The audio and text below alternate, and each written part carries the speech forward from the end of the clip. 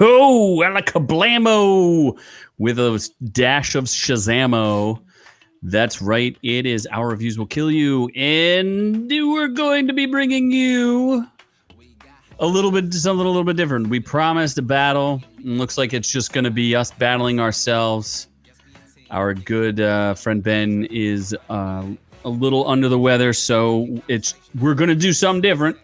We're going to give a full, in-depth analysis. I mean, Noob usually battles himself every night, so that's not that different than what he normally is up to. He has to wrangle the beast.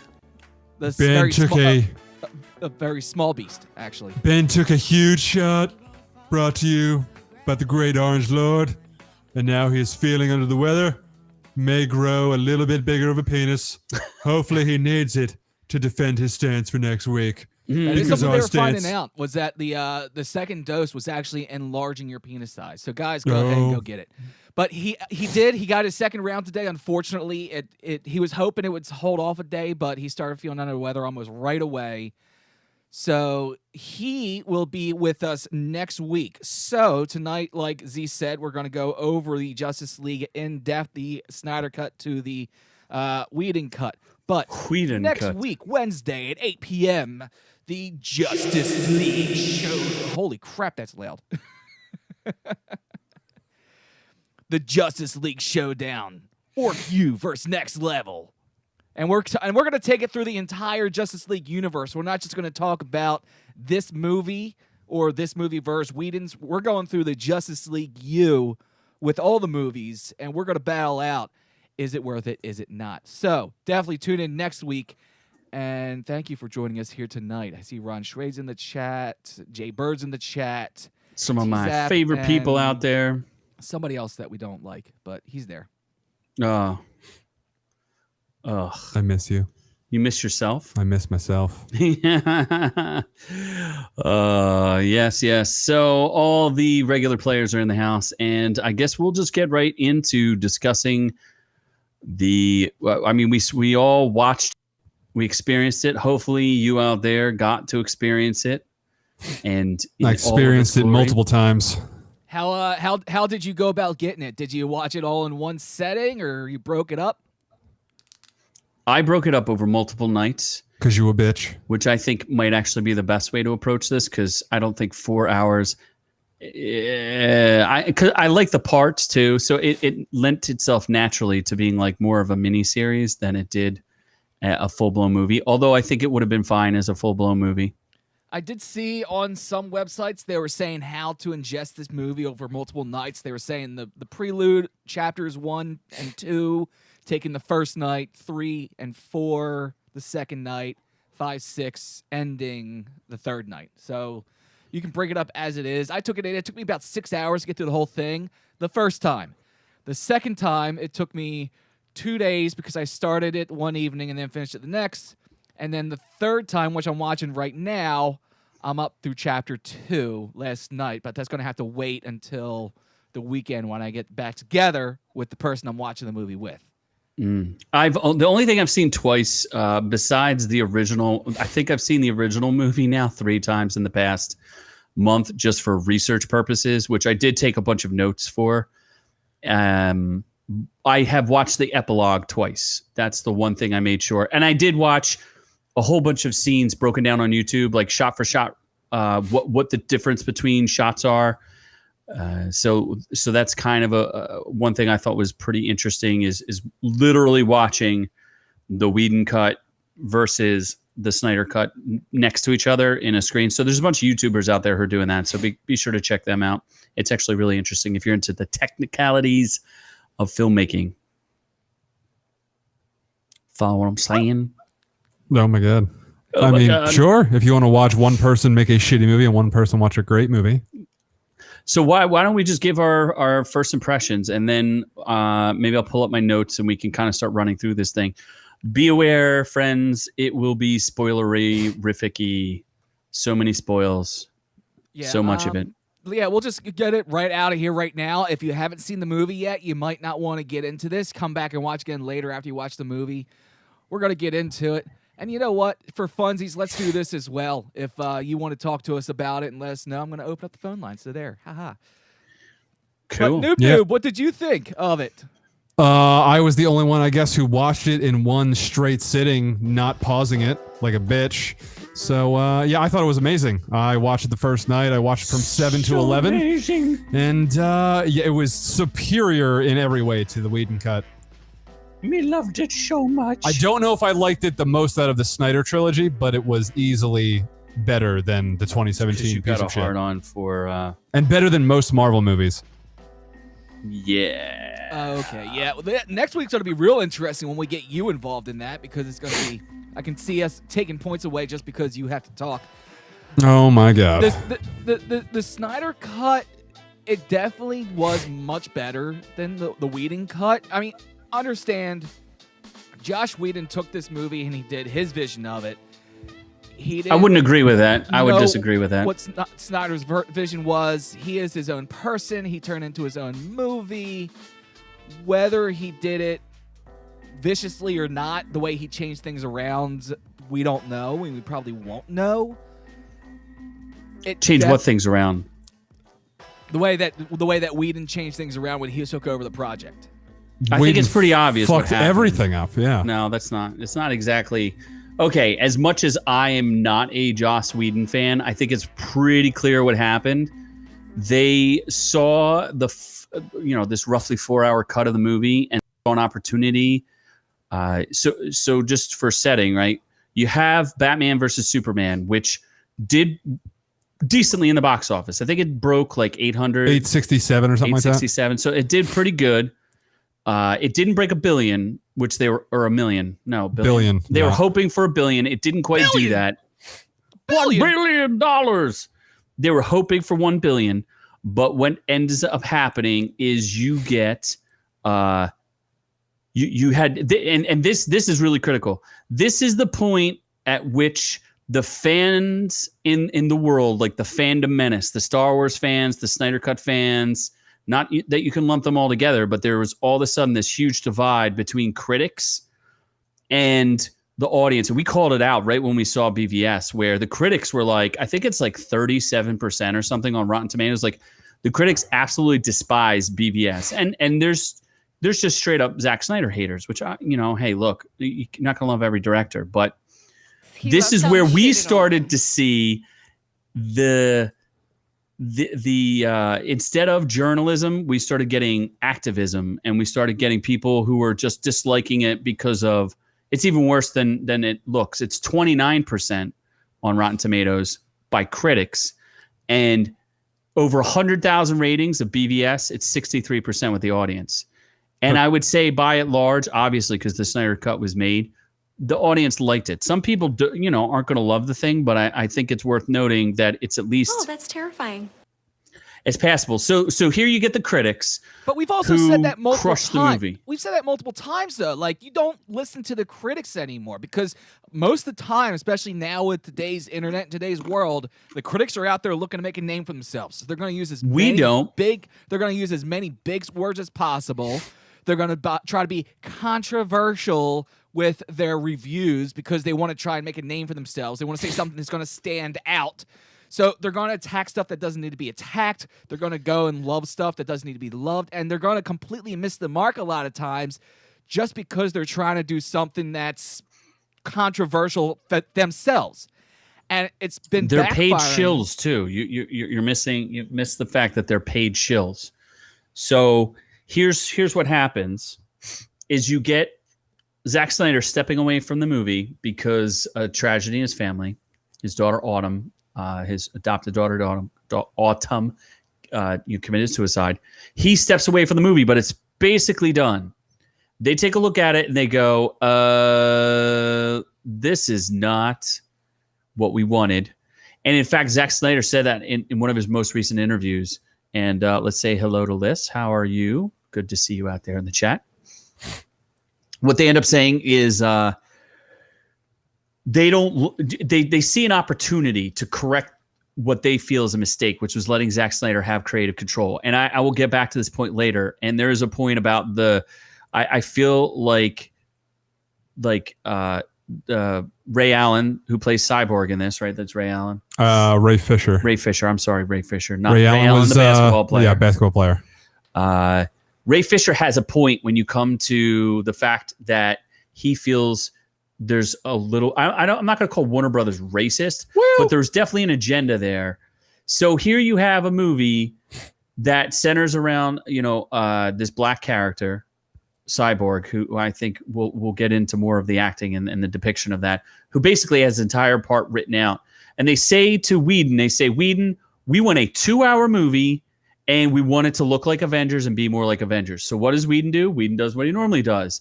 He goes in, he looks at this thing and he goes, I got to reshoot a bunch of this. So literally when we said 80% before, I'm going to say it's more like 60% reshot with a lot of Snyder's footage. Alternate cuts. Completely obliterated from what it originally was. Where you get scenes that are just totally, totally out there that make no sense. And it was. And contextually are different. And it's interesting seeing how much the dialogues changed between the Whedon version and this version.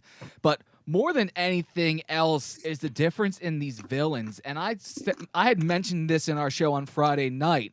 The first version of Steppenwolf, not only does he look like Liam Neeson wearing a helmet, he does this stupid thing in the beginning of the movie where he's fighting the Amazonians and he's holding the mother box and he looks at the queen and he says, "You will love me. You will all love me," in his weird non-special effect voice. And it made no sense whatsoever why he's kind of kinky, right? It's kind of kinky why he's saying stupid shit like that, because then he never goes back into it. He never goes and explains why everyone's going to love him. I think he says it twice. He's lonely. He is lonely. Yeah. But so I think that's where you get this Abomination, though, the original. Because, like I said, I've seen it 3 times now just to give myself an idea of what was going on here. And I think before we get into my notes, we can go through all these like kind of differences where you get a half-baked antagonist. And then you get the new Steppenwolf. I think there's a big improvement. The armor looks much cooler. I don't think he's like the greatest villain, but he's pretty. At least he has motivations, right? Yeah, he's trying to get back. Yeah, at least this time there's a storyline around the villain, and he can actually kind of sympathize with this villain because they do explain that he's been cast off and he's trying to find his way back in, and he's honoring Darkseid. Castrated. He's building up his reputation. The other thing I do really like about this Darkseid is that they're very clear that the helmet is covering Steppenwolf. the shape. Steppenwolf is the helmet covering the shape of his head. The helmet comes down and reveals that his head is actually shaped like that, like a hammerhead shark. Whereas, of course, the first one, they don't ever take the helmet off, and as far as he's just wearing a stupid looking helmet. Yeah. He is just wearing, because they make a point of it at the end of the movie where his helmet falls off and it's just a stupid movie. Stupid helmet there. So I think they made a big mistake there. I don't know there's a bunch of weird things that Whedon did that just make no sense. One of the things I noticed was when they make a drawing of the parademons, and they're trying to blame it on Batman, that Batman's been abducting people, and Commissioner Gordon says something like, "You think the man defended Gotham for 20 years and then randomly starts abducting people?" So the drawing in the Whedon cut looks like a parademon. The drawing in the Snyder cut actually looks like Batman, kind of. So I kind of got that. I actually think they went a little too far with that drawing, though. I mean, if you looked at that drawing, and it did look a lot more like Batman did, but almost too much, because it did go down into the cowl, and it actually was a Batman drawing and not a parademon drawing. I also think it's pretty, like, the Snyder movie is not a perfect movie. There are many flaws with it. I do think many flaws, though. Dude, why do they walk? They walk down a corridor just so the guy can time it perfectly to be like, "Here's my picture of the parademon." Like, who does that? That's okay. That's just dramatic because Snyder likes the way that looks, and I think they're drawing up the picture now of what the perp looks like. Boom! Oh, good timing on that one, jackass. Why'd you slam it against the glass? No one asked for that. No one. I mean, he has a flair for the dramatic and slow motion. And that's part of it. It's like you gotta like his style, which is over the top, but he cares. The thing that I gleaned from this, the biggest difference in my opinion, was how much he cares about every single stinking shot that he does. Literally every shot has like some sort of purpose in his mind. Maybe not in everybody's mind, but like there's a shot of like the shots of Bruce Wayne traveling across the glacier on the horse just to get there. And I guess because part of it too is people just don't understand what they're watching. I thought that, but also, so there's the first criticism I have is the prelude to this movie when you go from the scene before into Bruce Wayne traveling across the ice, because there was a prelude scene from the first movie where Superman dies, and then suddenly jump to Bruce Wayne traveling across the ice. Time lapsed, and we know time lapsed because we saw the first movie. We understand what's going on. But if you're watching this movie for the first time, it's a very super hard, abrupt time change that really does throw you off heavily. And it actually, the first time watching it was like a jerking time change that really did fuck me up. And it's not the only one that he does. There's another one later on. I can't think of what it is. And you're talking about Whedon, right? When Well, Whedon. no, No, this is Snyder's. This is Snyder's Okay. cut, the one we're just watching. And there's another one later on where the time jumps. It's a little too abrupt. It's instead of showing that some time had passed, because you go from Bruce Wayne being at the funeral to Bruce Wayne being in the Arctic, but no transition from one to the other. And you can do that smoothly, but the way he did it was just way too abrupt, I think. He was just assuming you saw BVS and you knew that there was a time jump. And you knew there was a time jump, or that you saw the first movie and knew that, well, when he's in the Arctic, that's when he's going to get Aquaman. It's almost like he shot that cut with the assumption that you already knew what was going to happen, which wasn't what it sounded like he was trying to do when you hear interviews of him afterwards. You know, like from Zack Snyder's mouth, he never saw the Joss Whedon cut. He doesn't know what happened there. This was his vision, the Snyder cut. He made it first, though. And this whole thing was only his vision. It's not anything to do with what Joss Whedon did. And he said from his mouth, this was a Cyborg movie. This was a very different direction than what we saw before.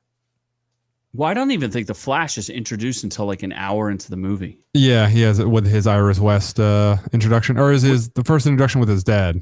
That's a good question. The first is his introduction with Iris West when he's walking up to the pet store. Yes, in this version, the first time you see him is when he's walking up to the pet store, because they go from the pet store to the jail cell, where they don't have that stupid thing where he's signing the form and drawing glasses on the other guy's face.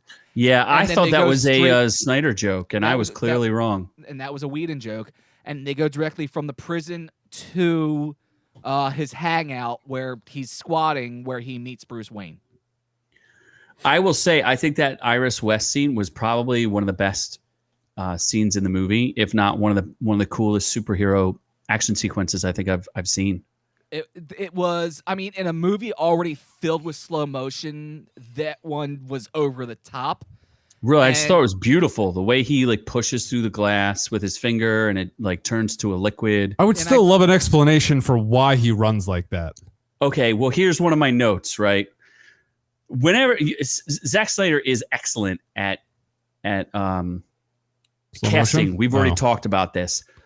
I don't know that Ezra Miller was one of his picks, because did somebody bother to audition him for running?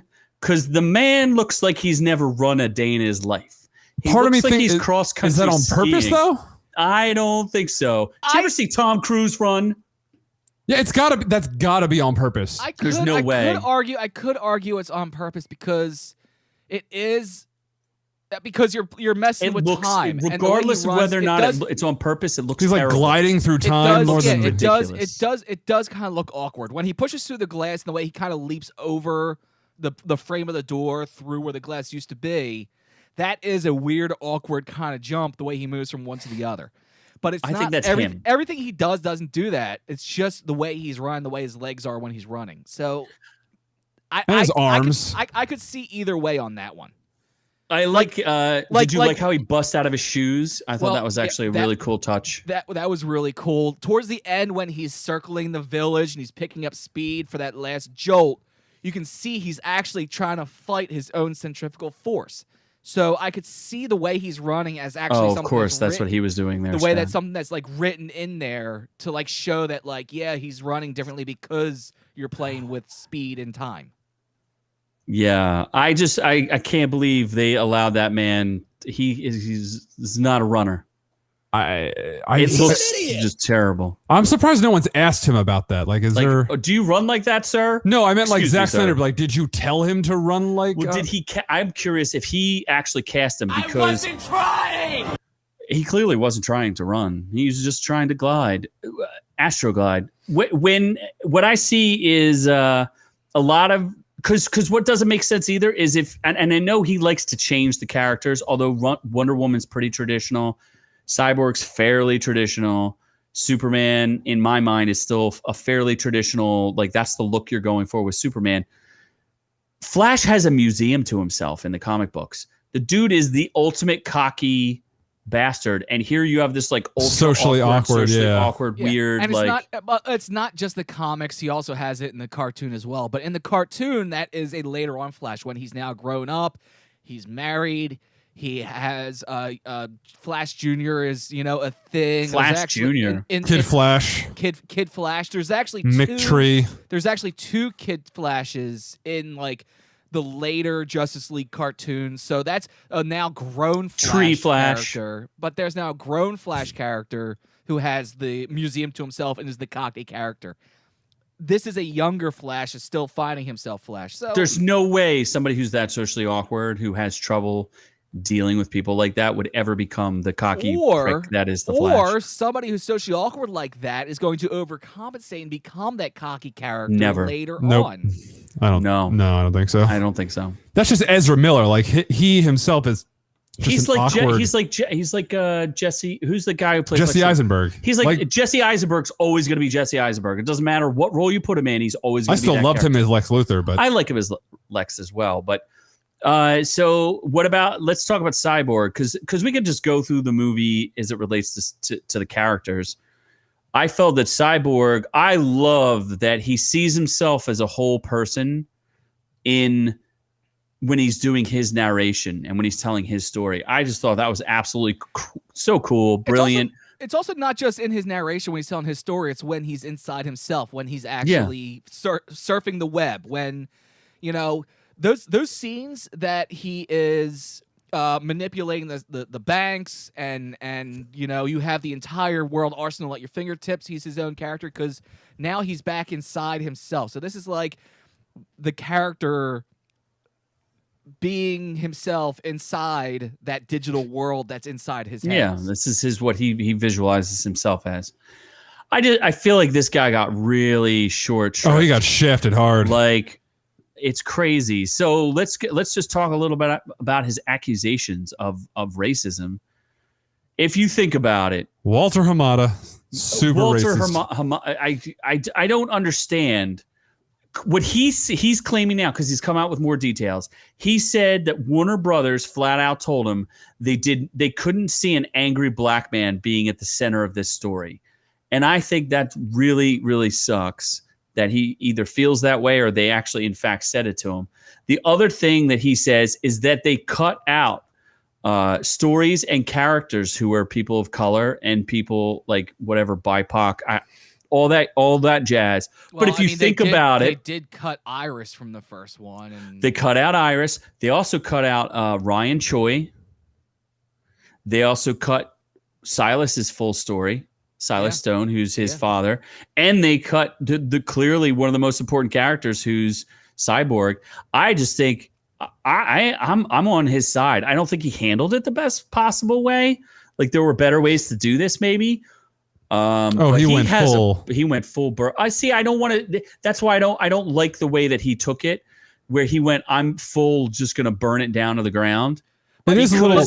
Then he doesn't get to do, like he's never going to be invited back to work. That's what I was going to say. It's a little Brothers. awkward. He probably thought there was no chance this was ever going to happen. So he's like, "Fuck it, I'm never going to act again in this movie." So and it is now in hindsight, you can actually see it and be like, "All right, I do understand why he went about this way." And yes, it was the wrong way to go about it. But with everything that we saw in the Snyder Cut and the fact that this wasn't a Justice League movie as much as Does it it was redeem him? a cyborg movie, a cyborg origin movie almost. You can understand why he did what he did. He was pissed off. Did he go about the wrong way? But does it redeem his character line? Does it redeem him, his character line?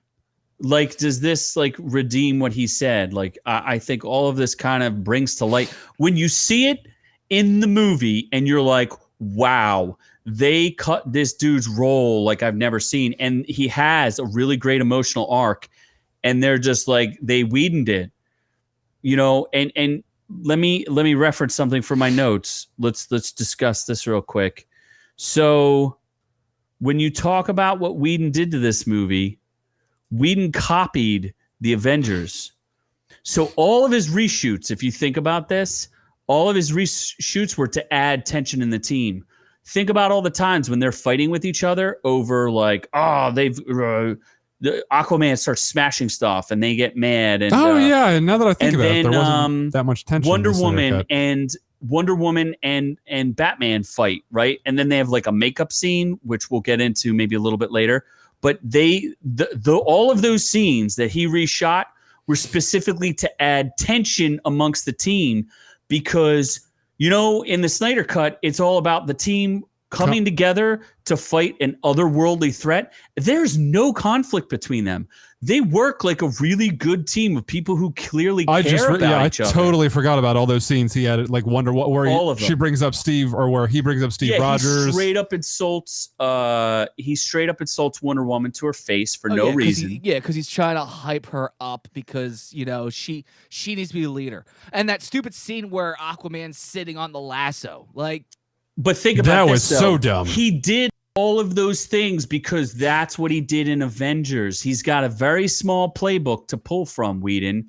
And Whedon was like, oh, I got to make this like an Avengers movie. Do you remember when Loki's staff starts getting Iron Man to fight with Captain America and they're fighting with Thor and they're fighting with the Hulk? And he's like, you don't want to get me angry. And then the Hulk gets angry.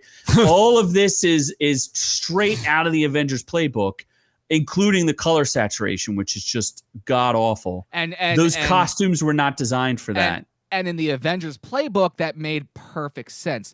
And that's like one of the greatest things that's gone from the Snyder Cut. No purple tentacles.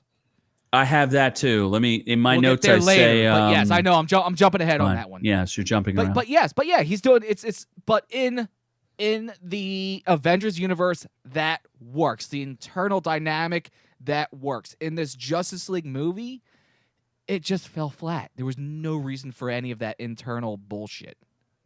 Yeah, it doesn't make any sense. It doesn't work. It undermines everything. He's an idiot. I heard, so let's move to Aquaman. Since I think we covered Cyborg pretty good. Let's move to Aquaman. Aquaman is given a full arc now.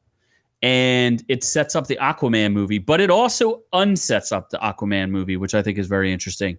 Now you have an Aquaman. I don't know. That movie, like, it is what it is. Explosions and no accents. Yeah, there's no British accent from Amber Heard. Was that shocking to everyone that she had no accent? But actually, what I would say is after watching it several times, the way the scene is cut, she only has like 2 lines, so you can't tell she has an accent. When they talk in the bubble, which is fascinating. So in the Snyder Cut, she talks to other things like with clicks, like and sonar, kind of like a dolphin, right? She's like, yeah, and then once they form the bubbles is when they can talk the English language. And I think that James Wan was like, yo, that's too much. I can't have them do that in my movie. Like they have to be able to talk underwater. Can't be clucking and clicking. They can't be going in bubbles all the time. It doesn't work. What? Wait, you can't use sonar, which is how you communicate. Yeah, but are they gonna have? That'd be weird if everyone's just like, Dude, it'd just be sonar and clicks. Honestly, that would be hilarious. And subtitles the whole time. But not the whole would time. die. But I mean, but this time around, it actually made sense because I don't remember them doing any of the sonar stuff in the Joss Whedon cut. No, they didn't do anything. They didn't even it was talk. only they couldn't talk to each other unless they formed a bubble around them. And then with this version, with the Snyder cut, you saw yes, they were able to communicate using sonar and using the same way that dolphins communicate. But if they wanted to communicate in a different way, then they would form the bubbles around them and actually, then use their vocal cords to form words. Now, Okay. in the Aquaman movie, they're talking in water, right?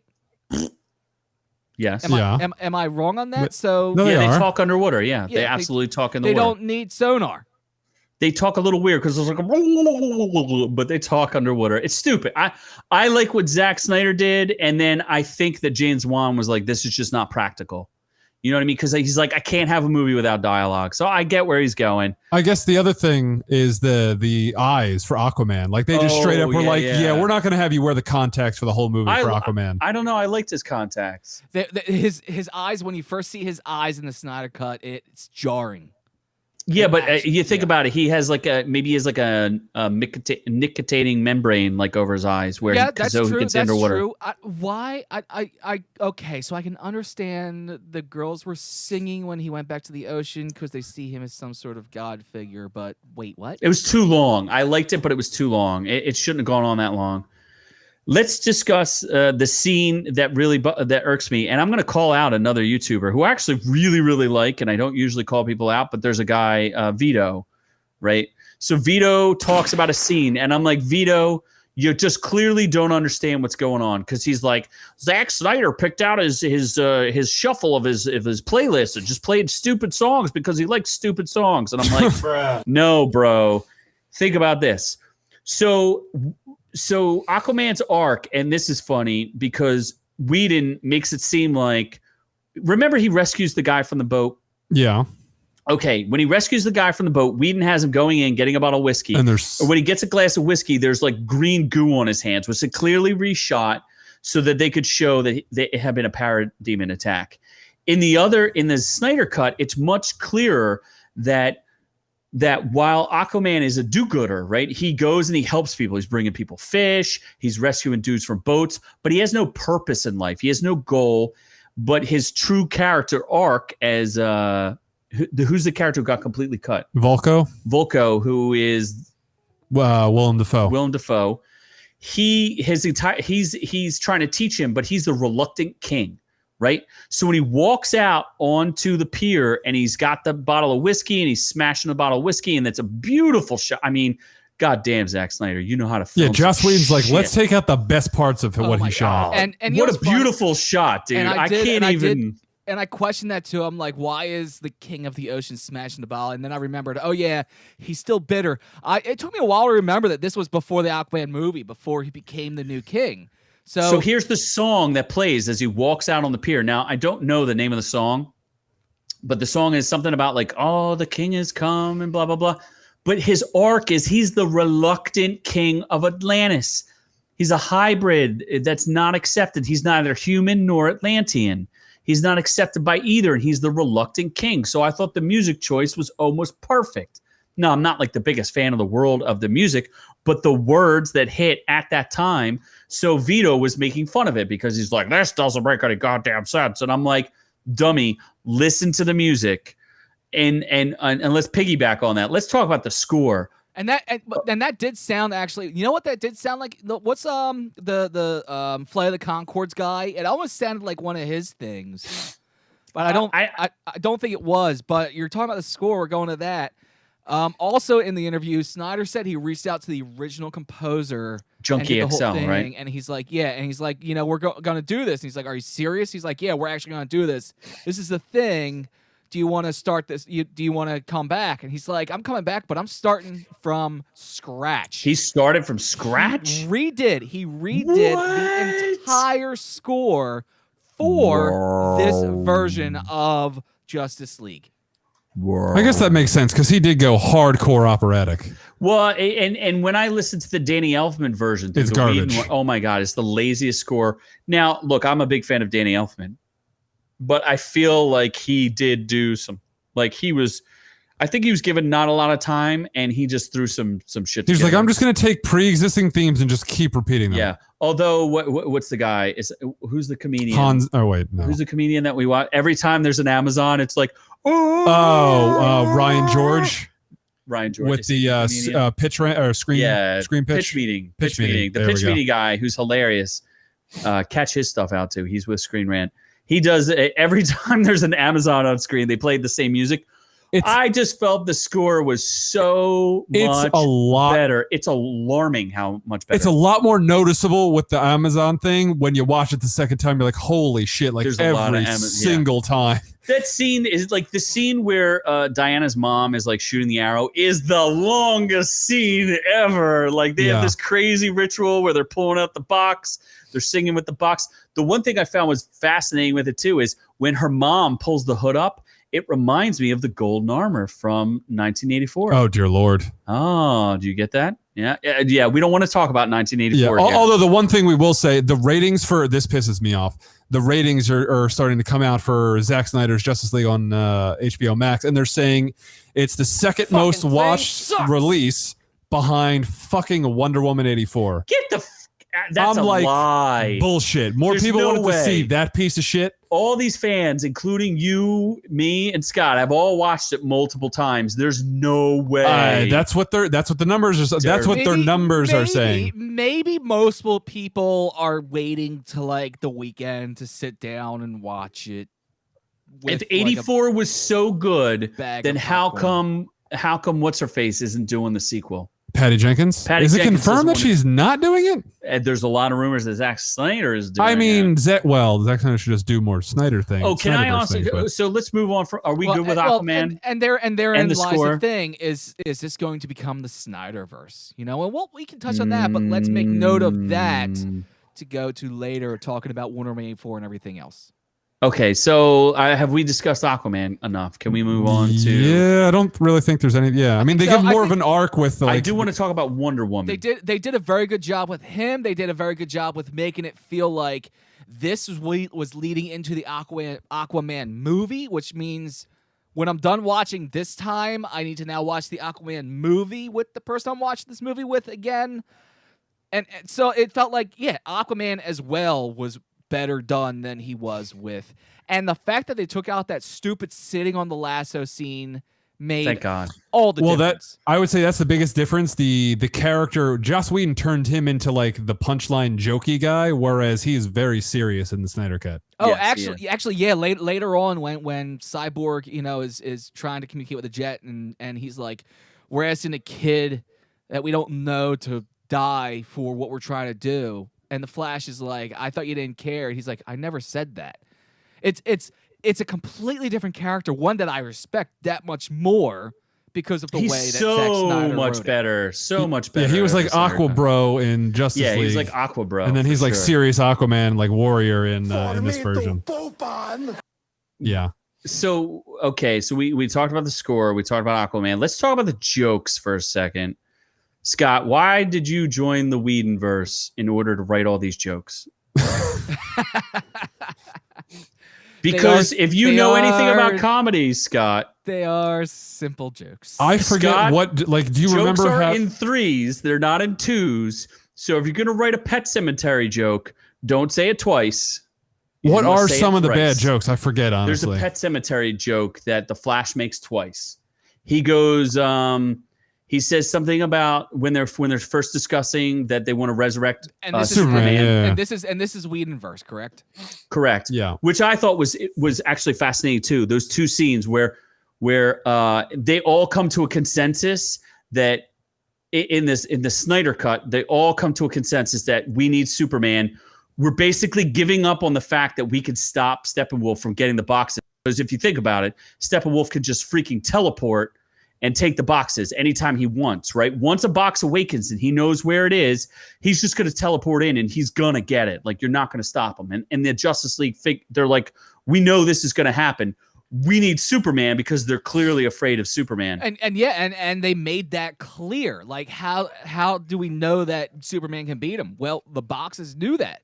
They activated a box a year ago and nothing happened. And I mean, now, Superman wasn't there 1,000 years ago or for 1,000 years, but we'll ignore that for a second. That's okay. Maybe there was a Green Lantern or something hanging around that didn't die. I don't know. Who knows? Yeah, I forget. What was the reason in the Whedon version they were like, let's go revive him? Was it because Steppenwolf was just beating their ass? Because Steppenwolf kicked their ass. So when Superman died, he let out the scream, and we're led to believe that it was that's the Snyder cut. He wants to know the Whedon cut. I'm talking about Whedon. Like, why did they? I forget. Why did they bring him back? Because Batman said so. Because Batman said so. Wonder Woman thought it was a bad. Yeah, Wonder Woman thought it was a bad idea. Batman said they had to do it. Flash was like, I'm just a little nerd. I'm going to do whatever. And Cyborg didn't have anything to say because his character was written out because they cut he's all the wrong of his color. Yes. So he says the Pet Cemetery joke once in that scene, and then once when they are confronting when Superman comes back and he's all like out of sorts at his he says memorial or whatever. Yeah, just like he says, should we roll over and show our tummies? Oh, that's so stupid. Yeah, he says that. Okay. He also says a brunch joke twice. The brunch joke is the that's the Whedon cut when he's like, oh, I'm so nervous about brunch. Is it like breakfast or is it lunch? That's a recut scene that Whedon wanted to put at the end of the the original intro of the fantastic introduction of the Flash.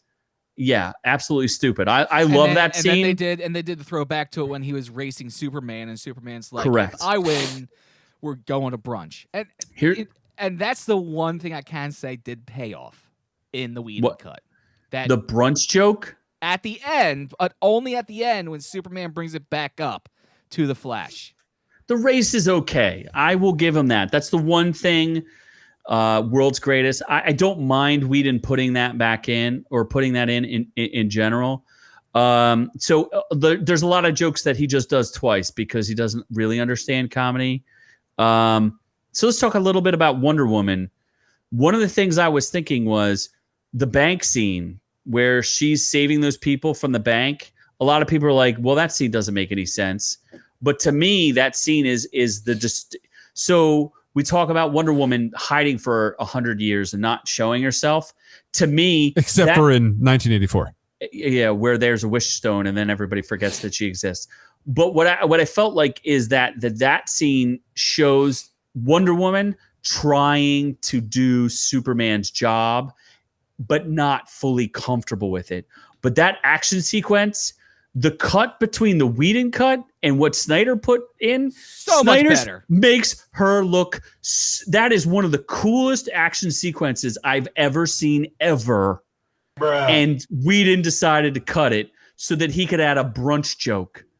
Like, come on, bro. He literally cut out like an additional minute of that scene that makes it so much cooler. And the scene where she jumps through the roof and throws why the change bomb, that? Like, why? Well, what I found was that was Wonder Woman attempting to like she's willing to risk her life to be able to save these people, and the other one he's like, yeah, A, I don't got time for that, and then B. Although I will say that Zack Snyder has a real problem with collateral damage because she blows that dude up with her little cross. That is thing. pretty awesome. Why does she do that? Demolish him because she blew up the building. The bomb would have done less damage. Also, a bad call to blow out the whole side of the building for one guy in front of the children, the hostages, and blowing it out towards the cops. Because you just took just took yourself from hero to terrorist as well, right there. But my point is that that's Wonder Woman attempting to do Superman, but not 100% understanding how to do Superman. Does that make sense? Superman, where she like gets herself blown up, coming back, like throwing the bomb, but being too close to it and getting herself like hit with it, and then blowing up the dude. I just don't think she's not comfortable with the role yet, and I think that's what he was trying to portray there. Blowing the dude up was a bit much.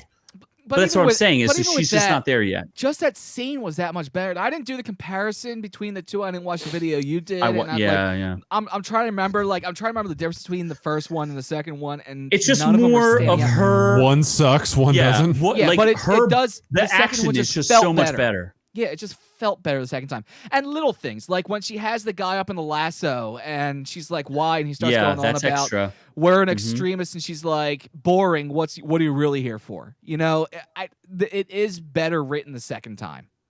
The way I can describe the Snyder Cut is there's just more context. Obviously, there's 4 hours, so there's double the amount of time to give context, but the context makes a huge difference. The Steppenwolf context, everything contextually is better. And I will drop my truth bomb towards the end of this where I go the deepest you've ever gone in movie themes. So deep. Stay tuned. I'm gonna blow you away, Scott. So you're not saving that for the battle. You're just dropping that deep knowledge here. Oh, I don't know. Should I not drop it here? Should I blow everyone away? Tonight while Z goes balls deep. I'm gonna blow some minds if I I feel like in your head it's a lot bigger than it is. It is 100% the most important thing about all these movies that makes them so. Like people are gonna hear it and they'll be like, "Oh, that's neat." Oh, Later shut your mouth. tonight, Z goes balls deep and blows his load all over your face. Should I save it though for the other? Okay. Save it at least Save for like it for the another 5 battle. minutes. No, I was gonna save for the battle. If you want to save for the battle, that would be the smarter thing. That would be smart. Blow your load all over Ben's face. If you're holding on to a gem like that, you better save that for the battle, because now that we've opened up to the entire Justice League universe with the movies, you're going to need every angle you have. I'm going to tie the movies together to make everyone cry. That's my goal, is to bring tears. You better have that hidden in your pocket. Oh, I do. No one, not a single reviewer, just a teaser for all of you out there who actually listen to this. That is a teaser that I have yet to see a single critic address, is the thematic difference between all the movies here. I do want to point out this that I thought was kind of creepy about Whedon. So Wonder Woman gives Batman a massage when they like make up. And what's fascinating too, right, is the extended scene where they bring back they're bringing Superman's body out of the ground. And I like the fact that it's the whole team. They didn't just send Aquaman and Cyborg, or they don't send just Cyborg and Flash to do it. It's the whole team there. Have everyone but Batman's there, yeah. Also, the context of like Flash is like, we can do this really quickly, and then Cyborg is like, yeah, I know, but we need to respect him. Yeah, I thought that was really cool, and he's like their idol, and they don't address that at all. They did address that in the Whedon thing. I think he did say that. He's like, we can do this really fast, but it just doesn't seem right. It's just they make a bunch of bro jokes like racially it awkward fist bumps. But that took a lot more of it than like in the Whedon verse. He did say, we could do this right away, but it doesn't feel right. And then he goes into like, oh, so you were made by mistake, so was I. Oh, we're the mistakes. Oh, wait, and he actually made a race joke. He's like, oh, we're not ready to do like racial things like that. Yeah, it was very stupid and annoying. Yeah. So here's another weird thing, is that when they're sitting in that scene, Aquaman offers Wonder Woman a drink, and Wonder Woman's like, no, thank you. She's okay. For some reason, Whedon cut that scene and then added a scene where Bruce offers her a drink and she takes it from Batman. What is up with that? Especially considering all the allegations around this dude. Why did he feel that Wonder Woman because it would be one thing if he put it in there, was like, oh yeah, they're trying to make amends between each other, and he's offering her trying to liquor her up a peace drink, right? I get that. Why cut out the part where she refuses a drink from Aquaman and then reshoot a part where he's offering her a drink, and that drink probably has rape juice in it? First off, what is going on there? First off, maybe you're reading a little too deep into that. However, there's no way I'm reading too deep into that. The scene where she takes the drink from Bruce Wayne would have been more poignant had you include the scene where she refuses the drink from Aquaman. We do know that in Justice League universe later on, or in some versions of it, that Wonder Woman and Batman are a thing. They're an item. Snyder actually does confirm that, because he said in this universe, That's that's one of the reasons why Lois gets. Oh wait, no, that's a different one. Yeah, That's a yeah. different one. And Snyder does not confirm that. Yeah, and no, he does kind of confirm it because he does have scenes where, like, when they both reach for the mouse, They touch hands. I was gonna say, I was like, oh, that's adorable. So it's adorable. So there are scenes they do that do kind of confirm that that's the direction he's going to go with this. So the drink later on that he offers to Diana, she takes it, would have been more poignant should have refused to drink from Aquaman later on. That would However, have been racist. for you to say that it's grape juice, I think you maybe read a little hard into that. However, I can agree with you where it would have been more poignant should the scene with Aquaman been left in. It was Spanish Fly. Oh my god. So anyway, I wanted to. Okay. So I don't want to get. So okay, we're okay. Oh, Ron, I promise you, Ron. Ron Trey wants to talk about Oak Island. I promise you, I will do some research. I will watch some clips, and we will discuss some Oak Island on Friday's show. There will be an Oak Island segment. Yeah, Ron did call in and leave a message. We'll play that Friday night show. We'll talk about Oak Island. Although the phone line is right now open if you want to call. Yeah, but I don't want to talk Oak Island right now. No. We're talking Oak Island. If you're calling in tonight, you're only talking Justice League. That's it. I also want to point out that Joss Whedon also wrote the A League of Our Own joke at the very end of the movie with Lex Luthor, which I felt was, I don't know. I like the implication of an Injustice League. I don't like the A League of Our Own joke. That's just so lame. No. And the way they did it with this movie, where because what he did and what Snyder was doing was opening up for movies 2 and 3 because that was the original plan. With Lex Luthor offering to Deathstroke Bruce Wayne's name, they're offering up the next Batman movie where Deathstroke systematically disassembles Bruce Wayne's universe by taking him Which out. would have been awesome. Yes, it would but have they been. took that It from would have us. been a great movie. Unfortunately, it depends on how loud the fans are. We are in a weird situation here, a unique situation where the fans will actually be able to dictate whether or not this continues. I don't know about that. I think the Snyderverse is done. I think there's too much trouble there. They don't want to be. They're like, I don't want to say it's racially charged at this point, but it's not good. It's kind of ugly. I'm not sure how I don't know how they go back and work for Warner Brothers. Time Warner CEO, who's different from the Warner Brothers CEO, is like, yeah, thanks for the trilogy there, Chief. We're good. We don't need any more of your stuff. So I don't know. They said it's still not. They said within a month, I think they're going to make an official determination. I don't know. The whole thing is very, very, very, very, very weird. I wanted to point out one other thing here is, by the way, Joss Whedon somehow predicted that a super germ would threaten the Earth. No one else has talked about that. I don't know why no one else. That was just Joss Whedon in so the when he opening does sequence. his intro in the opening sequence, there is a newspaper that says super germ threatens the Earth. And I thought that was really funny that no one else has picked up on that. So I think what the conclusion is that Orc U and Z knows everything, and I know more than you other pricks out there. And pay attention because I'm coming for you. Oh no, I was going to go with Joss Whedon instead of China created the coronavirus. Oh my God, you're saying that Joss Whedon created the coronavirus? I did. You're yeah. saying that it's an STD that he picked up from all his casting couches? I think endeavors? that's pretty accurate. Yeah. It's huge. That is huge. That is a huge story. Maybe That it's is the huge. Wu flu for Whedon flu. Oh my God. Let's change it from the Wu flu to the Whedon flu. The Whedon flu. Whedon flu. That is much less racist. Well, and that way only one guy gets beat up instead of a lot of people. I would love for Joss Whedon to get we beat should up. not even go down that path. Okay. And the only other thing I guess I was going to point out is Wonder Woman has a lot more to do. She's a lot more powerful. She never looks weak in this ever. Like in the Whedon cut, she looks like she gets her ass kicked by Steppenwolf. In this Snyder cut, she looks like she's holding her own, and there's no. Yeah, they're like equal, sort of. Yeah, they're equal. And there's the other question too. I remember a while ago we came across something. I don't remember the details of it, but somebody was getting pissed off because Steppenwolf beat up all the Amazonians, and they said that was chauvinistic. Who said that?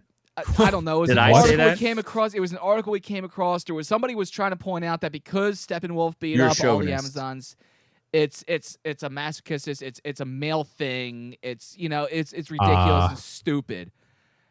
That's not the case here. And with the very beginning of the movie, with that stupid fear thing that was in the first movie, he eliminated that with all the Amazonians straight up saying we have no fear, making them as strong as they should be. Yo, from what the is up very with him start. taking one line from this? He watched the Snyder Cut and took one line from it and was like, and there's smashed, they said something about fear? and smashed Oh. all that stupid. Oh, they smell fear. BS That opening sequence could quite possibly be one of the worst things I've With ever Batman? seen filmed. Yeah. Where Batman is talking to Alfred in front of a criminal and it's just like, Alfred, the dude left some mother boxes here. Oh yeah. Yo. When for some reason when the parademon explodes, it leaves an image These of three the three mother boxes? boxes on the wall. Because Yeah, completely that asinine. makes sense. Completely asinine. The whole thing, goddamn, Joss Whedon sucks. Yeah, basically parademons were fear rapists. Oh, and so then in this one bad. they were like normal. They were like basically search dogs. Can we? Yeah, because they could smell the mother box. Yeah, Should we talk bloodhounds. about a couple of fun Easter eggs that I would like to point out that perhaps other people do not recognize? So I do have a couple images that you sent over to me earlier that we can cycle through to talk about. Yes, why don't you bring them up and I will comment on them. All right, let's just do it right in order here, alphabetically, if you must. We'll start with the Atom. Well, that's kind of a well, it's not a spoiler, but it's fascinating that I think Zack Snyder was trying to set up a whole universe, which is his job, just like Kevin Feige, but he wasn't trying to be ham-fisted with it. So Ryan Choi, who gets completely cut from the movie, and I think actually has a pretty decent role and is, great to see that he is one of the many Atoms, and he's one of those powerful shrinking dudes, kind of like the Ant-Man. He wasn't even in the first version. This is Not the at only time- all. They cut his role completely. It's really kind of unfortunate.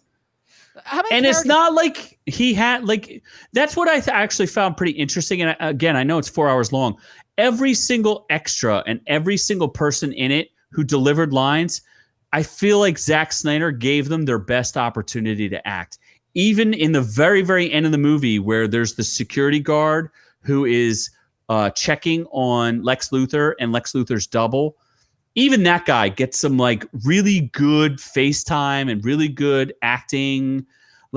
I feel like Zack Snyder really brings out the best in people, even if they're not the primary. Well, and So you it's can just weird to me, right? And you can understand why Ray Fisher did what he did, because he was a main character and he got cut almost as much as the Atom did. I mean, it's The Atom got completely cut. He's one step away from being completely cut away. He was pretty close. I feel like if Whedon could have, he would have cut Cyborg completely out of this movie. Pretty damn close. But it's not just like you can't even count on one hand how many characters that were almost essential to this movie were cut in the Whedonverse. So go to the next one. All right, the next one then I'll keep was commenting. Silas. Silas. Silas. Not Cyrus. Silas. Sorry, Cyrus. Cyrus is the name of my snake. Should I give a hint? I'll give a tiny hint here to my ultimate theme, my world destroying theme. Just because you hate your father does not mean that everyone else should. I just thought it was very poignant to it's crazy because this guy sacrificed. He's one of the best people in the world to sacrifice his life for things. If you recall, this actor is actually from Terminator 2 as well. Is he really? Where he's the one who blows up Cyberdyne. Yeah, he's like, everybody get out of here. Bomb, everyone get out. I don't know how much longer. He's got a I can hold family. Yeah, he's got a family. He's got the kill switch, and he's got a wife and beautiful children. And he's sitting there and he's panting for his life. And he's just like, I don't know how much longer I can hold this kill switch. And it's just it's one of the greatest science fiction movies ever made. He has a really great role. I really love him. And to see him sacrifice himself in this movie, and he records a little tape for Cyborg, which Cyborg destroys and then rebuilds. It's beautiful. And I think he really gives this guy a lot to work with. Zack does. And that's what a lot of the actors have said, is that Zack was ahead of the curve, that Zack really cared about his characters, didn't care, like, look, he was all about diversity, but he didn't push it. He just wanted to give these incredible actors the best opportunities they could. And Silas Stone got so short shrift in this. Even the scene where he walks in and Cyborg and they just like acknowledge each other because Silas has to let them like get in to put do their thing, and he just gives them a nod, and it's like, and there's so many scenes. It's just cool. Yeah, there's so many scenes that's better from that to, I just blanked on the other one that I was thinking of, but yeah, the screen time that he got in this one was absolutely that much better, and was another one of those plot points and storylines that was taken away from us the first time that we needed.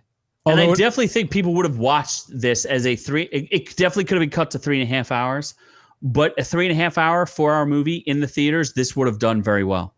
I also think it's funny that Whedon cut a whole bunch of Silas Stone, but also cut him so much, but changed it to where he's alive at the end. Yeah, he freaking lives at the end for no reason. Cut him so much that the man lives. Yes, he cut him so much that he lives. Granted, this is a criticism I'll throw. When he superheats the box so it becomes the hottest item on Earth so they can track it later, there's no way he knew that he had to do that. Yes, he did. That's exactly why he did it. They reference it in the beginning of the movie. Yeah, it's a callback to the beginning of the movie. Well, you have to remember Zack Snyder. Yes, early on they're like, yes, the laser is superheating everything to the hottest thing on Earth, and then he's like, let me just superheat this thing so you guys can. Okay, actually, you know what? You have to remember because he knew. Oh, you know what? I do remember. He knew they were looking for the box because that's what because they broke into his apartment and they kidnapped him for it. Yes. He knows, and they knew his son could just search anything, so he can hack in. And all right, think about this. Okay, that makes perfect sense to me now. And you know Zack Snyder is the king of payoff. He loves to plant things early in movies that pay off later. The man is a master of it. Trust me when I say this. That's one of the things he does best is set up and pay off. Like in 300, when Gerard Butler says, "This is Sparta," it was in fact Sparta. It was in fact Sparta. I was blown. It was mind-blowing. I was like, what? What? This is actually Sparta? Thought this was the movie Troy. Was really confused. So, okay, what's the next picture? Disappointing. I didn't want to get him there right away, but since it's alphabetical, we'll get to Darkseid. Oh. Darkseid was awesome. Darkseid would fuck Thanos up. I am not okay. The only criticism I have of Thanos is you mean Darkseid or Thanos? Which one? Darkseid is that who's the guy who normally plays Darkseid? Who's the voice actor? Michael Ironsides? I think he would have been a cooler voice, honestly. He is the definitive voice of Darkseid. I don't know who was going to take over. I'm Team Thanos still. No, that's not the point, though. Okay, my point is that Michael Ironside would have been a dope ass Darkseid. First of all, who's the actor who plays Thanos? What? Who's the actor who plays Thanos? Josh Brolin. Josh Brolin has the definitive Thanos. I will never think of another Thanos other than him. He is so incredible and so multidimensional. I have nothing but he's the villain, perhaps the greatest villain of one of the top villains of all time. He's up there. He's 100% up there with Darth Vader. I love him. He's fantastic. Darkseid. Michael Ironside should have been the voice, or it should have been Weird Al Yankovic. Either one, I would have been okay with. From the Teen Titans Go throwback. Yes. One of the two of them.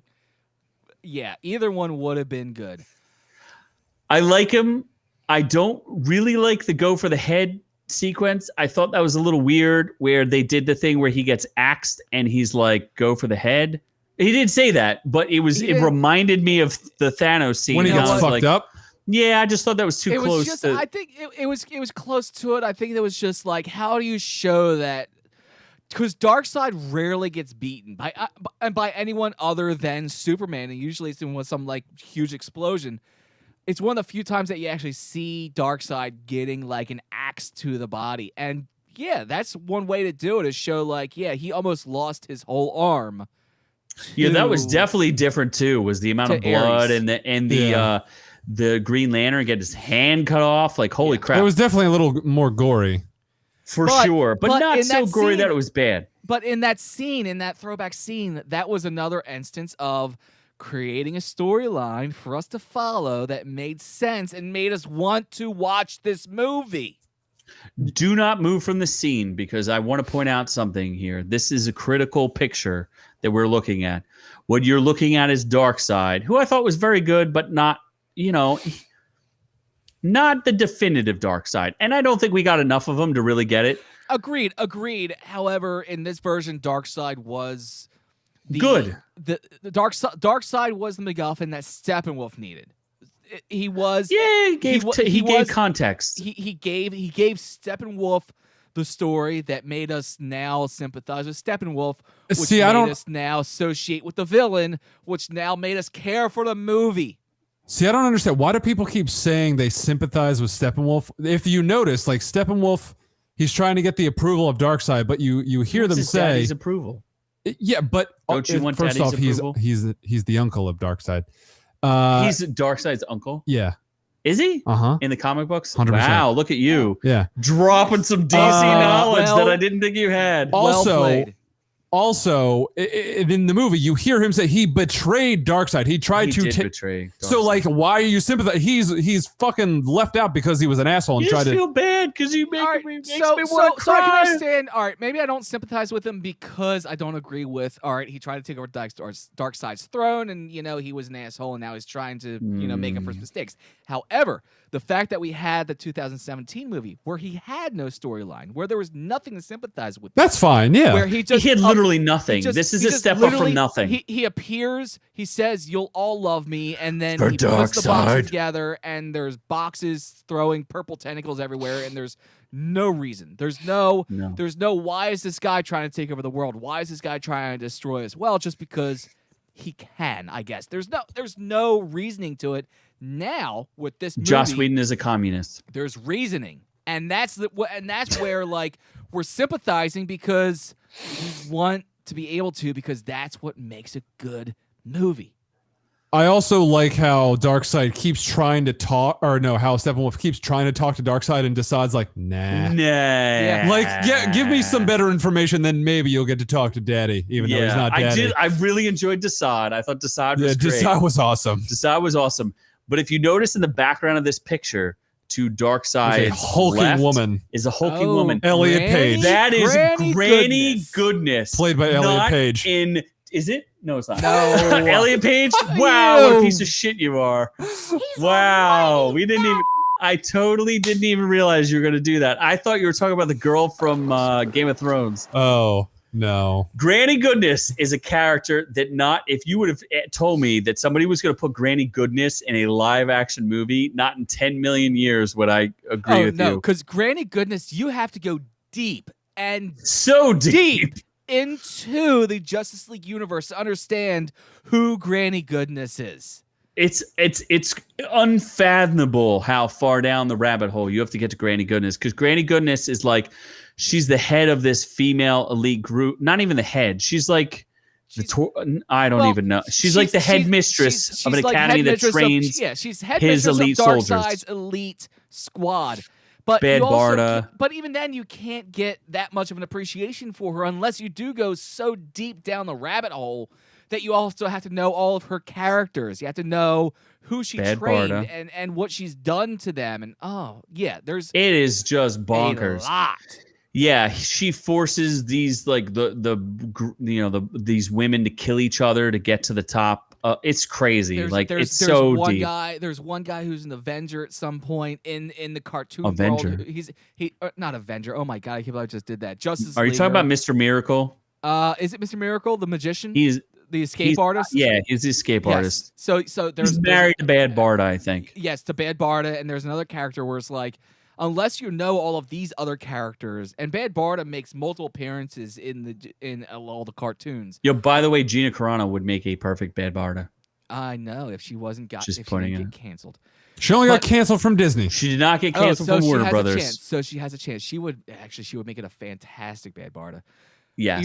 Either that or Kim Kardashian. No, not her. Her older sister. No, the big she's one. too the big berry one. Oh, Chloe. She's not Oh, attractive dear Lord. enough to be. No, thank you. But she could be a Barney. She's big enough. No. But let's just say that that's so far down the rabbit hole of You comic should book buy my makeup. fans. I'm It's too Barney. far. Well, Zack Snyder did say the third Justice League movie would have been a straight up New Gods movie. So he was setting the stage. Someone supposed to direct a New Gods movie? New I don't Gods is supposed to be a thing. New Gods is supposed to actually happen. Yeah, We'll but that was post Snyder plans. This was back when he had his initial. Yeah, we don't know. It's very difficult to understand. What's next? Give me another one. All right, what's next here? Let's see. Some of these Look are going to at be Iris, Easter we looked eggs. at that. Oh, here's one. A Here's black one screen? that we really want to get into. A black screen. Oh my God! Oh, the Joker. I actually just watched this literally before I came over. I actually liked it better the second time. The second time I watched it, I liked. The first time I watched it, I hated it. The second time I watched it, I didn't hate it as much. Although the second time I watched it, I didn't like how much it was out of focus. And he was being creative with it. I do understand that, but a little too much. Does he sound like a seagull? Is all that I'm interested in. That was ruined for me every time he laughs. I Ryan just hear George made a joke He should have that said practiced that his we're going to laugh. have the Joker and he's going to sound like a seagull and he's going to go, ah, ah, ah, ah, ah. Yeah, At this could've point, I practiced don't the know laugh that a he's little bit. even laughing really anymore. Because the world, like, there's no. Here's the other part. He cut the "We live in a society." Why did he do that? I was gonna talk about the meme that like "We live in a society" meme, which is apparently really important to people. I don't know why. He was gonna say that, and they cut it. So Well, that was in the trailer. yeah, I don't know. They cut it. Well, there was 4 different versions that Zack Snyder shot, and they shot them separately because, like Scott mentioned, you notice that they're out of focus is because 'Cause they're Jared not in the Leto same scene and together. Affleck were never They together. never act together, Yeah. which is unfortunate. Which after I read that and I watched it the second time, I'm like, oh, it's real noticeable. Actually, Yeah, that it's does- very noticeable. Actually, It's that does not. really make sense. Now, in hindsight, I didn't know that fact. Now it's really noticeable. It's very Yeah. I don't know. I don't like it after watching it twice. I'm not really a fan. I like the scene. The whole scene. I just the whole don't scene- get- Yeah, and I agree with you. The second time watch it, the whole scene's better. I still don't get the Joker's point in that scene. People also are misinterpreting it. I've heard several people write in blogs and say that he's a prisoner. He is not a prisoner. Absolutely He has not. a machine gun sitting on his lap and he has a Colt 45 on his hip. He is with them by, I don't know. If it's definitely by choice. And the part where he says, I think it's really kind of weird where he calls Amber Heard a smelly flounder. Oh, that was great. I don't know that I like that joke. That was a good Anything joke. making fun of Amber Heard That's is good. kind of brutal. Actually, that was fine because she's an She is a Atlantean. smelly flounder. She's an Atlantean. Also, that- Amber Heard is a I piece think he of was shit. talking about something else. Amber Heard is a piece of no, shit. that was Someone an literally Atlantean said to joke. me, The reach around joke, on the other hand. yeah. Someone literally said to me though, is that the guy? Is that the girl who pooped in Johnny Depp's bed? Yeah, like that. He loves to be shitted on. Yeah, I wasn't really sure what he was doing with it. His voice just changes inflections so many times. Oh and- wait, how do I do this again? So Batman, I don't know if you feel like you are going to watch another Robin die in your arms.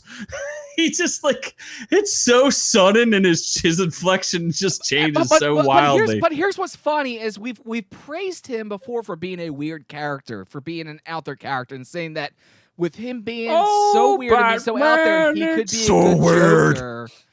I didn't see it with this. You didn't see the was weird like, inflections? It was like on the precipice of being a good Joker, but he should have practiced more with it. I just guess. don't like the There's just- makeup. yeah, he I was don't- more subdued. Well, yeah, I will say that if in context where there's no more world for him to mess with and he doesn't have like anything Like to, no chaos or he can't instill chaos into a world that's been destroyed by Darkseid. Like he has no purpose anymore. So I feel that energy from him where he's like a world weary Joker that's just like my only laugh in life now is to mess with Batman. Well, my one thing is like, because Deathstroke was like, do you regret bringing him? Like, what could he possibly offer? He knows the location of something stupid. That's all. That's okay. all. It has to be that. But Joker was also always a mastermind of creating a scenario that was going to benefit him in the end. He was like more so than Ron Schrade, riddle me this, riddle me that, more so than the Riddler, more so than any other villain. He knew how to set up an I'm going to win scenario. Even when you think you got it, I'm going to pull a card out of my pocket and I'm going to win. So he was a mastermind when it came to the I've got nothing to lose, so I'm going to set up a scenario that I'm going to win regardless scenario. I did like the card thing where he's like, if you tear up this card, we can go at it again. Yeah, that was a cool scene. That was one of the 4 versions that Zack Snyder wanted Batman to win that interaction, where the other one's Joker won. And they let them ad lib and they just kind of figured it out. And the second fuck in the movie was portrayed by Batman there when he said, "I will fucking kill you." And I'm gonna effing kill you. And you saw him shake. So yeah, but was that real or was that him just being like? But you know what? And that's a question I don't mind having because I do have that question: was that a real shake or him playing up shake? But you know what? I'm okay with having that question and not having that question answered.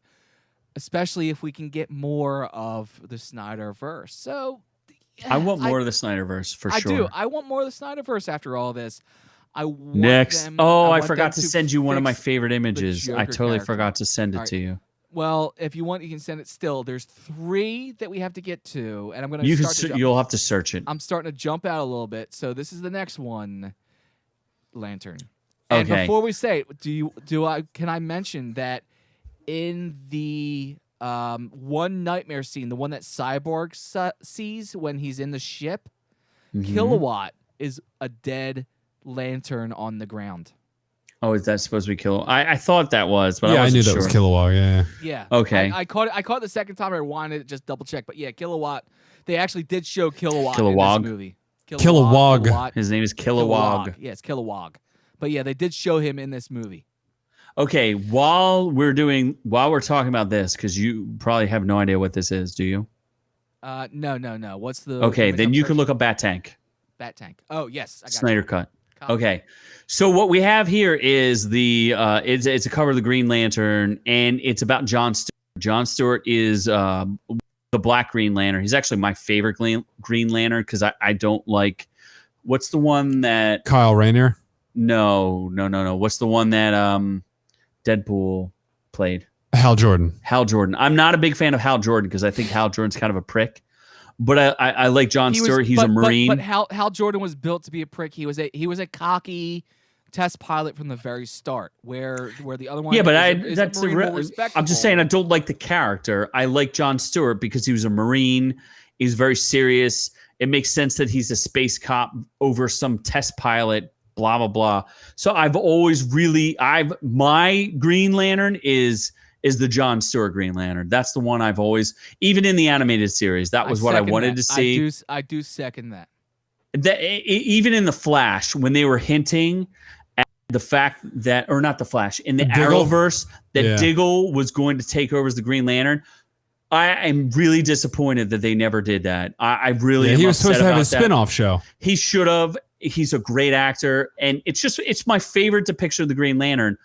So the Martian Manhunter scene at the very end of the movie was actually filmed with an actor undisclosed, like no one knows who the actor is that Zack Snyder picked, but they filmed it in England, and so what happened was Warner Brothers absolutely forbid him from filming a Green Lantern that was known. No Hal Jordan, no John Stewart. No one. He was not allowed to film one, but he did for his epilogue. He filmed the Martian Manhunter scene was filmed with a Green Lantern, and it was all green. It was greened out, and he ends up, and Zack Snyder says, I tried to use that cut, but it was too green, and they told me I couldn't do it. He almost quit the movie because they wouldn't let him use this Green Lantern. And I think it's fascinating that, again, Warner Brothers proves themselves to be, I don't know what they're protecting. Are they protecting the IP, like the intellectual property, or are they just trying to be pricks? Are they racist? Like, I don't understand the decision making that they have when he wants to introduce Jon Stewart as the Green Lantern, and they're like, no, we don't want that. So he ended up reshooting it with the actor who played the Martian Manhunter, who I love. I think he's a great actor. He's in the he speaks Man of very Steel, highly of the BVS. Wachowski sisters, right? Wachowski twins or whatever. Yeah, he speaks very highly of them and how they did a great job, which, you know, I'm a big fan. I love The Matrix, right? Matrix, one of my favorite movies ever. The other movies, not so much. One, not the other two. Yeah, I like the idea and the concept of what they were going for, but I think they wrote it while they were filming it, and that's never a good idea. But here you have Jon Stewart getting cut out of this movie, and then they had to put in the Martian Manhunter, who I love as a character. Harry Lennox. Harry Lennox did an interview, and he was like, "Yeah, I saw the footage. It was all greened out. It just didn't work for us, so we reshot it with Ben Affleck." Because the original Ben Affleck one didn't work because it was green, too much green. So that's why we put this up, and I thought it was very interesting that Zack Snyder was pushing for this. Again, my favorite Green Lantern, because the dude is just his will is unshakable. Now let's move to another Easter egg. Which one do you want to go with? I'm sorry, I was looking for the other image there. Were you done with the Green Lantern? Yeah, we're done with the Green Lantern. All right. We can move on. So we have this one to dip into. So this one is in the super ship. No one else has talked about this, so you're hearing this first here, folks. When they show a bunch of the Superman suits, does anyone notice anything in particular about the Superman suits? I'm shocked no one has seen this. Well, it's the one that you see on the right there. Is that like a version of the Zog suit? You're close. It's a version of Lex Luthor's battle suit. Oh, What? yes. The only difference is it's not Absolutely. green. Lex Luthor's battle suit is very similar to that. It's green because it's actually kryptonite powered. But This is Zack Snyder's very, universe. You can't tell very what color close. anything is. Yes, that was very actually, I'm looking at it now. Yeah, it is very close. Is that not an astute observation Lex by Luthor has Z? a mech suit. What do you mean? You're telling me Oh, that doesn't yeah. look just like Lex Luthor's power suit. That's true. You're telling me he wouldn't go back to the Kryptonian ship and steal that and put it on, and that wasn't going to be part of the Snyderverse? That's Kiss probably my true. ass. I'm the first one to see it. It's just like gravity in space. You heard it here, folks. Well played. First. That's true. All right. That is an astute Z. We need to do a meme on it. We need to bring it out to the world. Not one person has picked this out, as far as I know. I haven't seen it, and I watch everybody. No one's talked about it yet. That is 100% was supposed to be Lex Luthor's battle suit, and it's a little tiny Easter egg that no one else has mentioned. Thank you very much. Z recognize, not that Recognizes Can we post this on Instagram or something? the Lex suit. Can you get a screen grab of that and be like, yo, Sure. we did it here first. Revelations. Revelations with a Z. Z recognizes that the Lex Luthor power suit actually did appear in Justice League. You can't bring up YouTube. No. Oh, would you YouTube? Yeah, so I can see comments and Oh, stuff. no one's I can't see commenting. anything. No one cares. Oh, thank you. No, Doc said hurrah. Hurrah. Hoorah for That's when because we were this talking is about the. so exciting. We were talking about the Marines. So Yeah. exciting what we're talking about. All right, let's go to the next one since I made this it is- an this is- epic discovery. Yes. So we have that. We have. I'm holding that one for last. So let's go to the one you suggested, and that's the Bat Tank.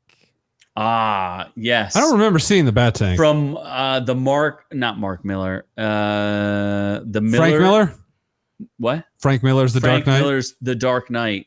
Yeah. They introduced the Bat Tank. I think that was just like an FU to be like, When was first the of all, he's like, you got to remember, he's driving the Batmobile, and the Batmobile gets messed up. It gets beat up by. He's like, Parademons? I need the tank. I got to bring it. So that's an homage to When is the Frank tank? Miller's. It's in the epilogue. It's in the epilogue, but you also see the tank. The tank you see more in the cartoon than you do anywhere else. And It was originally from Frank Miller's Dark Knight. And the tank's kind of weird because it's like these oversized tank tracks, and they had the body there, and then you have the head, but this whole head section here lifts and lowers. It actually is like an articulating neck that this head works with. So you can actually point the guns here by articulating the entire head. So it's an interesting tank, which is complete overkill, but yes, it does make an appearance here at the end of this version of Justice League. It's a ballin' ass tank. I think Zack Snyder was just being like an homage to Frank Miller, and then being like, Batman needs to escalate his technology. I mean, he doesn't have a freaking walking thing, so he might as well have a freaking tank. So I just thought that was super cool, like little Easter egg there. One of the greatest comic books ever written, Frank Miller's The Dark Knight, with a brand new Robin. It's very interesting. It's in the future. It's interesting. Check it out. Yeah. Comic book experts here. Thank you. And the final image that I have here that you sent over to me, which is something that when I first saw this on screen, I said, what the fuck was this guy? Okay. The Martian Manhunter, who I actually really, what is his real name? It's John Jones. John Jones, not John Valjean. But I was not expecting to see him at all. So when he made his first appearance, I was like, holy shit. That was one of the first spoilers. Like, everyone knew Martian Manhunter was showing up. You know what? I did everything I could to avoid all the spoilers. I wanted to be surprised, and I'm glad I did, because this was actually like a fun surprise. We're like, holy shit. I'm still not sure how I feel about it, because apparently the Martian Manhunter is also mad for the X-Men, because you see the symbols on his shoulders. It is kind of weird that he does the X-Men things there. I thought that was a weird part of his costume. And he's also psychologically manipulative. Yeah, also, that kind of undercuts that whole scene with Lois Lane, which I don't like that much, because I thought that was a really, really great scene. I will say this too. Let's talk about Lois Lane very briefly. Zack or Whedon clearly hates Lois Lane because he puts her back to work and makes her work puff pieces. This is a Lois Lane who is stricken with grief, and her mourning process is so critical. And okay, Batman brings out the big guns, oh my god, I can't believe we didn't talk about this before. Second off, this Lois Lane that is now grieving makes so much more sense than she's doing puff pieces. Oh my god, they even cut her scenes. Oh, and get rid of that let's bring in the big guns bullshit, because that was the dumbest thing I've ever seen in my life. Well, that's the point, is Zack Snyder sets it up and pays it off. She goes out, she gets coffee every morning. By the way, Zack Snyder is he's an extra in the first coffee scene. But they talk about it. You know, she goes every single day. She buys the cops who watch the memorial. She buys them coffee. It's a whole thing. So, of course, it makes sense that she's there when they resurrect Superman. They don't freaking tell her, but she's there anyway because she goes there every day. They even took her umbrella scene, which Zack Snyder loves filming funerals and things like that, and umbrellas from the head down, which is very cool. But they took that and then they bastardized it in the Whedon version. Anyway, the scene between her and Ma Kent, her emotions are very real, and she's a very good actress. She does a great job. I just think she just does really great in this movie. To have it undercut by the fact that the dude is that general is Martian Manhunter, trying to bring her back into. Okay, I can understand John Jones saying, you know, Lois Lane is a very important character in this, and yeah, she needs to get back to the real world, and let's keep her from going into a depressive funk where she, you know, suicides herself out of the story. So let's keep her in the storyline because she's a very important character. I can understand that. But to take away from the moment you had with Ma Kent and Lois Lane is rough. And I don't remember, in the Snyder cut, do they do the thirsty joke? I think they took it out this time. They don't remotely do that. There's no way they do the thirsty joke. That is one of the worst. There's no jokes with them. There's no jokes. There's also the old lady who's cursing about her husband being probed by parademons. No, thank you.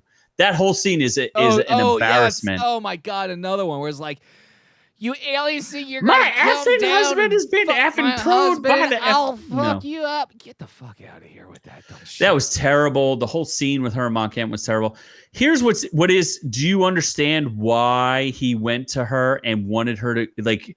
He says to her, "You're important too, Lois." I do understand that. Now, granted. Why Superman's though? dead- Why? Super- Where's Actually, the connection? he says that when he leaves. Well, he doesn't say that to her. Because Superman's dead at the moment, so there's no reason for Martian Manhunter to think that Lois Lane is still important because Superman is dead. However, we also know that Martian Manhunter does have a sense of things beyond our understanding.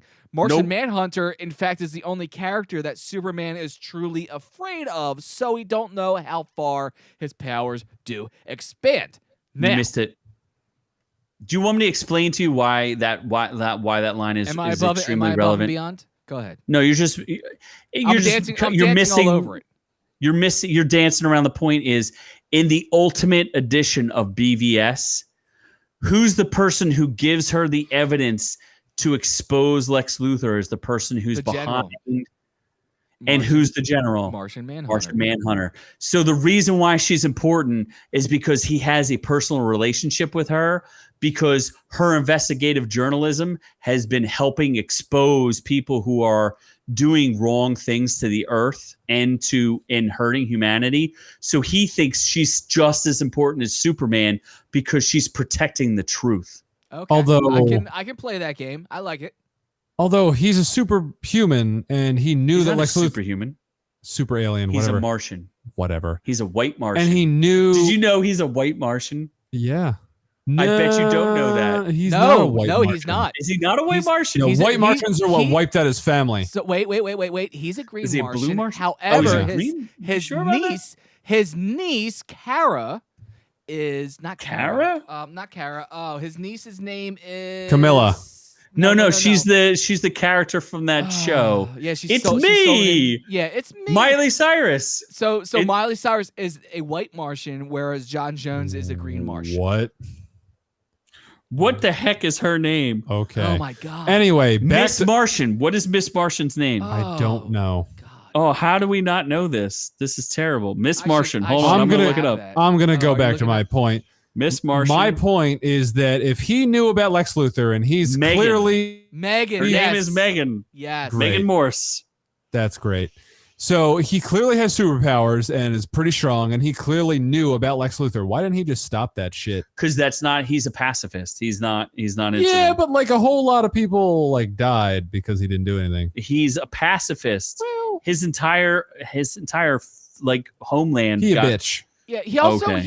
did know about Lex Luthor, but he didn't know what Lex Luthor was doing at all times. Like Eh, John Jones, He's John not Jones, omniscient. John Jones is a super powered character, and he can read people's minds, get into it. But unless he actually goes in and reads their minds, which causes damage in the long run, he can't actually get in and know what you're all about and know your history and thoughts and memories and all that stuff.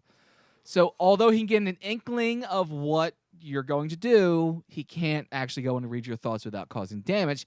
He can't do that on a regular basis, so Lex Luthor is able to still do things outside of John Jones' knowledge.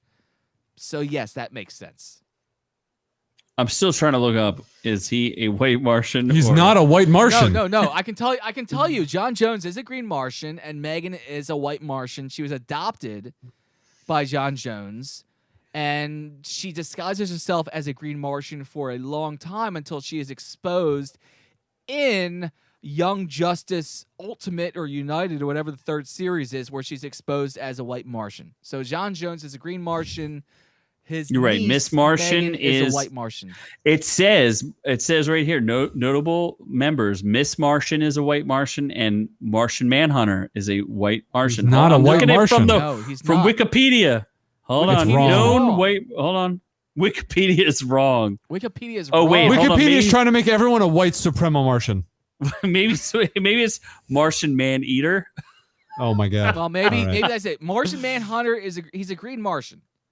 He's always been a green Martian. His family Hold was on. killed. The motherfucker is Martian literally War. green. Well, I don't know that there's green okay. So Martians. Noob, your argument there is the Megan, the niece, disguised herself as a green Martian for a long time before she was exposed to be a white Martian. So, Martian Manhunter John Jones could have disguised himself, but that's not the case. It's been told multiple times. Yeah, that no, he's You're green. right. He's a species is Yes. green Martian. He's a green motherfucker. He's a Yes. green Martian. Fair Okay. enough. Martian. Let's move on. Okay, what's next? I Let's actually let's think wrap this up. that may have been it. I think we can actually bring this thing up to a close here. Okay, that was. I think in conclusion, Whedon blows donkey dick. Hold on, yes, let me there see. is What was that other a thing? Let's see. security. Went through Someone the is sitting ship. next to Z chair. Please knock him out the building. Thanks. Steppenwolf Okay. sucks. We talked the Martian. We talked the Lantern. We talked Joker. That was interesting. Yes, Iris, restore the Snyderverse, Darkseid, please. Cyrus Stone. We even talked about the back tank and the Atom. So If we missed an Easter egg that you wanted us to discuss, or you think we're just stupid, put it in the comments below because we'll read it and then we will fight you to the death, just like we're gonna fight Ben to the death. Clearly, we're winning. That's right. Next week is the showdown we've been waiting for. Ben, we hope you feel better because next week we're going to Get better. Well, these guys say they're going to whoop their ass. Unfortunately, I have to rep this thing, and I'm going to be as fair as possible, I swear. But next week, check it out. Wednesday at 8 o'clock Eastern Standard Time is the Justice League Showdown. Our Reviews Will Kill You versus Next Level Media.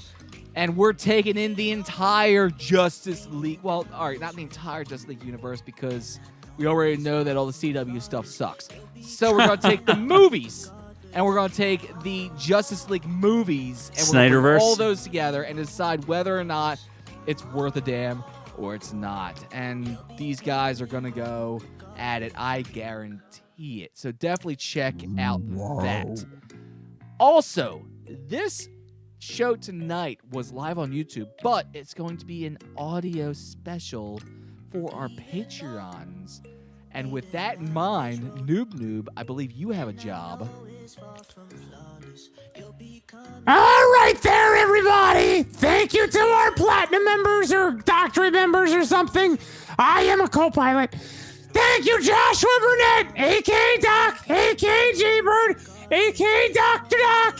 Alyssa F., she actually joined for once, thank you. A.k.a. Dr. Fresh. Yes. My throat Are you hurts. good?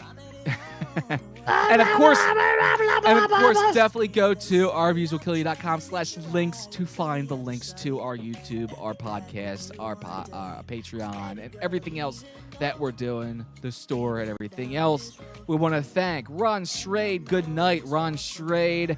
Valentin Perez popped in late. Thank you for joining us. Doc, of course, T-Zap, and Liz earlier in the chat. Thank you all for joining us. Doc. Our reviews will kill you.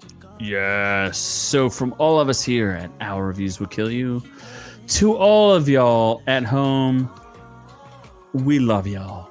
And on to the next one.